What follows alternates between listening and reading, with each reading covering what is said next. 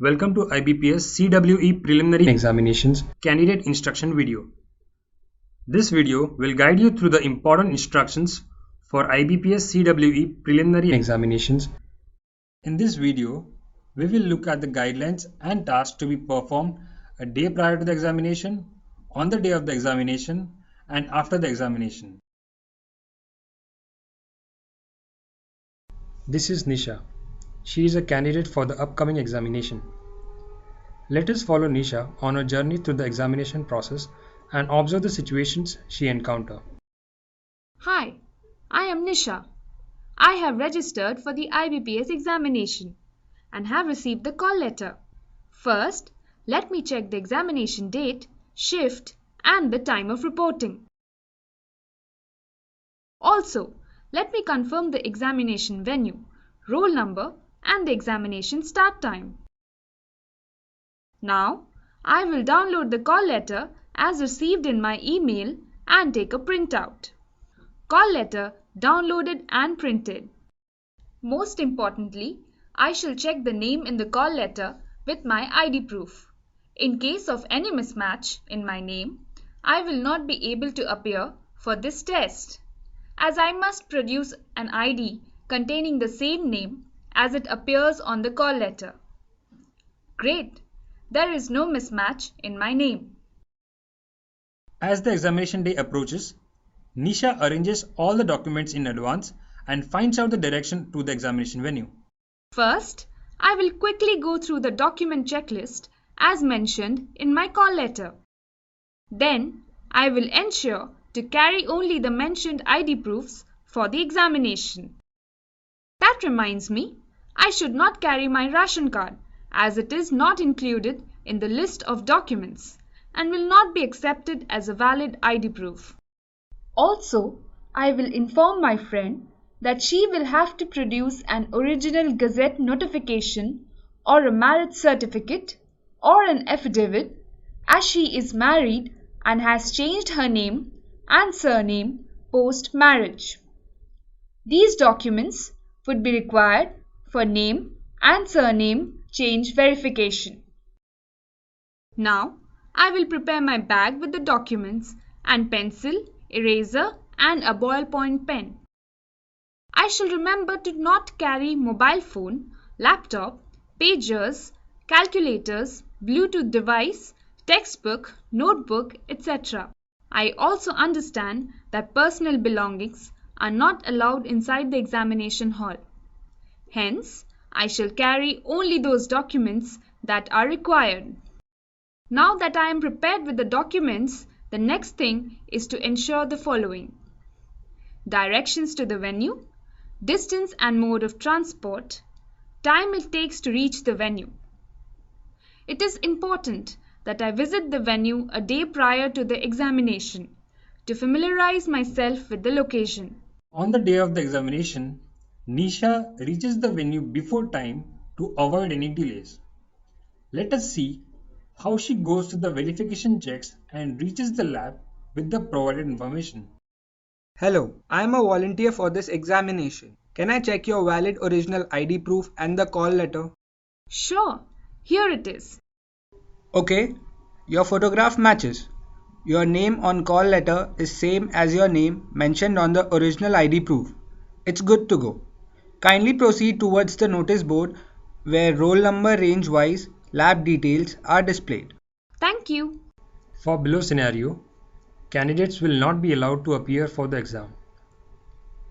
Not carrying the call letter, uploaded photo and signature mismatch, ID proof carried is different and not recent, uploaded photo and signature is not clear, photo and signature got swapped and not at appropriate places.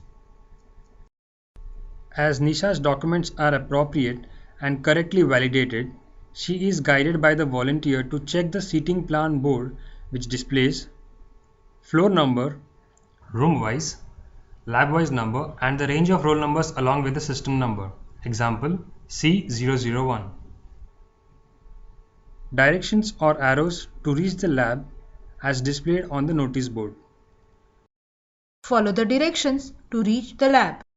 Oh, I see direction arrows showing the way to the lab. Let me follow these direction arrows. As Nisha reaches the lab, an invigilator asks her to show her ID proof and call letter. After the validation, Nisha is allowed to enter the lab. Good day, candidates. I will be invigilating the examination. Now that you are all seated, here are some important tasks that you need to perform. Write down your roll number on the photocopy of the ID proof. Also, write down your roll number on the upper left side of the rough sheet that you will be provided. Then, draw a line and keep the remaining part for rough work use. Provide your left thumb impression and signature on the call letter and the attendance sheet. Signing on the attendance sheet and call letter and providing your left thumb impression on these is mandatory, as these are required for further process. Kindly ensure that the call letter and photocopy of the photo identity proof are stapled together and handed over to me. Also ensure that I sign your call letter before taking it from you. Now listen to these rules carefully. Any kind of talking or disturbing will be reported as a malpractice. You will be disqualified if you are found resorting to any unfair means, including giving or receiving help to or from any candidate. Usage of mobile phones, pagers, calculators, and Bluetooth devices is strictly prohibited. Once the examination starts, you will not be permitted to leave the lab, even for bio breaks, till the time is over and the administrator gives the permission to leave.